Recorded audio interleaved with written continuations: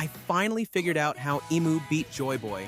And it's way darker than you think. This wasn't a battle, it was a setup, and the truth changes everything we thought we knew about the Void Century. For years, fans assumed Joy Boy simply lost, but what if he never even had a chance? Oda's been planting clues, buried in hockey, hidden in murals, whispered through characters like Sabo and Ivankov. And when you connect it all, a terrifying pattern starts to emerge. Imu didn't just defeat Joy Boy, they drained him. This is the real reason the Ancient Kingdom fell, and why Luffy might be walking into the exact same trap. Joy Boy wasn't just strong, he was supposed to be unstoppable. This is the man whose will was powerful enough to echo through centuries, whose haki could bring vice admirals to their knees when Emeth unleashed that refrigerated haki of Joy Boy inside him during the Egghead arc, and whose legacy terrified the world government so much they buried him under layers of history. Think about that for a second. How scared do you have to be to erase an entire era? Yet, he lost to Imu, and the world has never been the same since. Now here's the part that's really wild. Oda has already shown us how this could have happened. He's been sneaking in the clues, dropping the foreshadowing, and when you piece it all together, it paints a terrifying picture of what Imu truly is. This wasn't a battle between two equal warriors. This was something way darker, and it starts with what Imu really is. Let's get one thing straight. Imu isn't just a secret ruler or a shadowy puppet master. There's something far more dangerous. They are, for lack of a better word, a demon, and Oda is basically screaming it at us. Think back to what Sabo said after sneaking into Pangaea Castle. He didn't describe Imu's chamber as cold, or dark, or mysterious. He called it hell, literal hell, on top of the red line. What kind of energy is that? The five elders, they all transformed into monstrous yokai, demonic beings straight from folklore. And we don't need to guess. Imu is the one who commands them all. So if they're demons, what does that make Imu? A demon king. In fact, One Piece chapter 1149 straight up confirms it. Imu refers to himself as a god, and not the benevolent kind. This is a god of domination, of control, of power over life and death. And then there's this. Imu grants powers. He creates immortals. He is a puppeteer monster, but they don't do this out of kindness. It comes at a cost, and that cost might be the most terrifying part. Everyone's been wondering, how is Imu still alive after all this time? Ivankov suggested it might be the Ope Ope no Mi's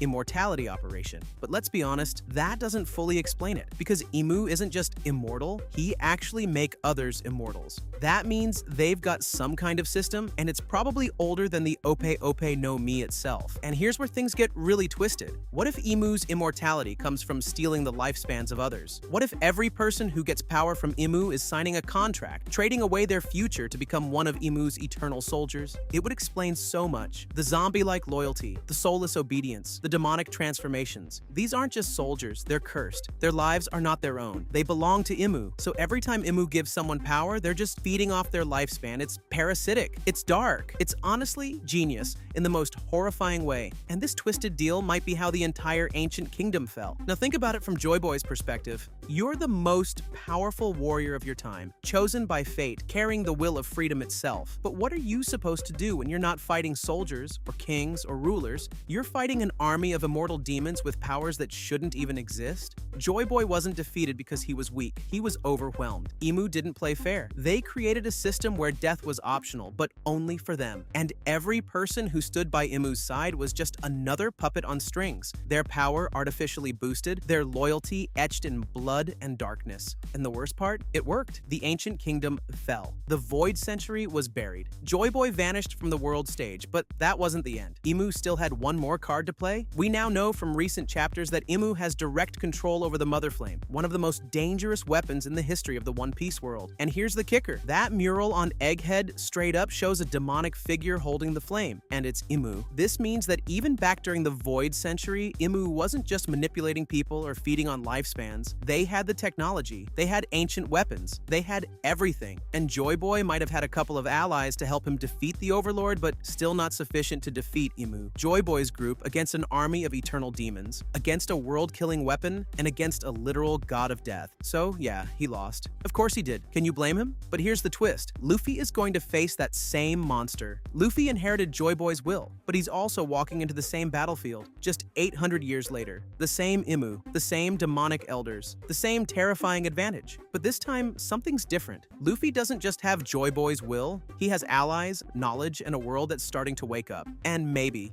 just maybe, that'll be enough to tip the scales. Because if he doesn't win, history will repeat itself, and this time there might not be anyone left to tell the story. And here is where it gets even crazier. Oda had just revealed a major hint about Imu's real gender, and here is proof. Elbaf was supposed to be the land of legends, the home of warriors, giants, and honor. But right now, it's ground zero for one of the most terrifying invasions we've ever seen in One Piece. Yeah, seriously, this arc isn't just wild, it's historic because Oda isn't holding back anymore. For the first time since the story began, we're seeing the full scale of what the world government can do when it goes all out. The Holy Knights, the mysterious elite force we've heard whispers about for years, are now in motion. But here's where it gets even crazier. Imu is an Elbaf too. Yup, the Imu, the shadowy figure who sat atop the empty throne, the one pulling strings behind the scenes since the Void Century. They're not hiding in Marijoa anymore, they've moved to the battlefield, and they didn't come empty-handed. Instead of showing up in their own form, Imu chose something much darker. They've possessed Gunko, and yeah, that shocked everyone, but it's why they did it that really matters. Imu's choice to take over Gunko wasn't just for fun or for intimidation.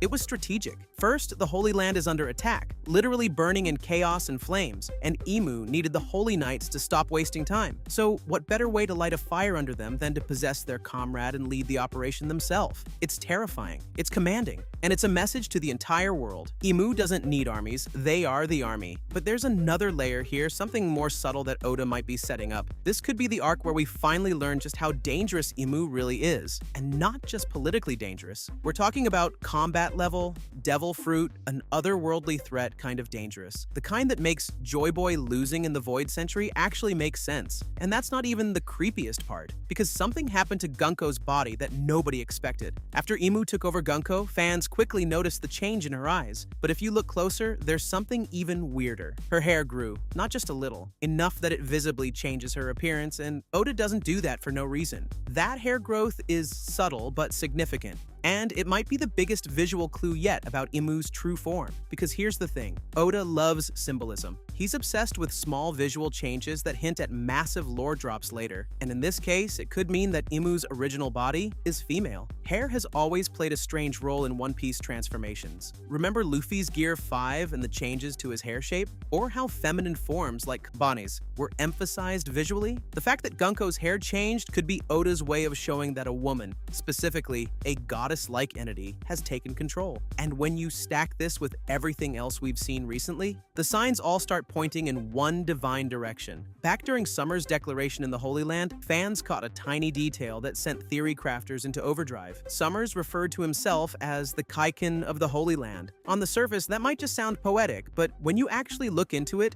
it's low-key insane. Because Kaiken isn't just a dagger, it's a bridal dagger, a weapon given to a bride as a symbol of protection and loyalty. In short, Summers didn't just call himself a weapon. He implied he's the blade of a woman, the protector of a queen. And if that wasn't enough, Cypher Paul has been referred to as the Aegis, the shield of Marijoa. And historically, Aegis was the shield of Athena, the Greek goddess of wisdom and war. It's like Oda is layering symbolism on top of symbolism to tell us something quietly but clearly. Imu isn't a king.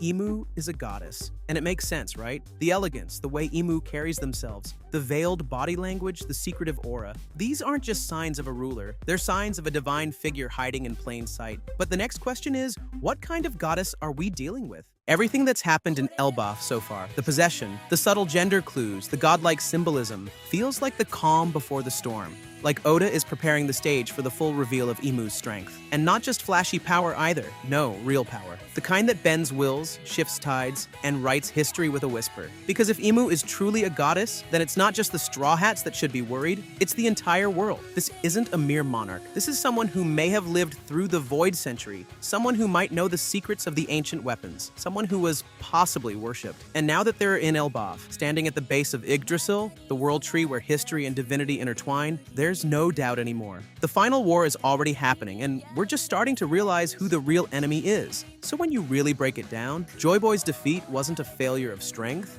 or will, or destiny. It was a trap set by something far more insidious. Imu didn't fight a war in the traditional sense. They built an empire of undead loyalty, of immortal beasts, of souls bartered away in exchange for borrowed time. And at the center of it all was a being that feeds on life itself, calling themselves a god, sitting atop the world in silence while shaping it from the shadows. That's what Joy Boy was up against. Not just an enemy, but a system. A machine that turns power into puppets, hope into obedience, and life into currency. And the deeper you dig into what Imu truly is, the more it starts to make sense why Joy Boy couldn't win. Not because he wasn't chosen, but because the world wasn't ready. The Void Century wasn't erased just to hide a war. It was buried to erase how the war was lost. The fear wasn't that Joy Boy would return someday. It was that someone might figure out why he lost and use that knowledge to do what he couldn't. And that someone might be Luffy. But here's the part that gives me chills. Luffy is walking into the same darkness, the same throne, the same god. But unlike Joy Boy, he's not alone. Now with allies like the Revolutionary Army, awakened Haki that breaks reality, and a world finally waking up from its 800-year slumber, Luffy's odds feel different. Not guaranteed, but different. Because the enemy hasn't changed. But we have. And if Joy Boy's story was the prologue, then Luffy's battle, that's the final chapter. So the only question left is, when the world flips back to the truth and the Devil King finally falls, will we even recognize the world Joy Boy tried to create? Or will the scars of Imu's rule run too deep to ever heal? Only time and the next few chapters will tell.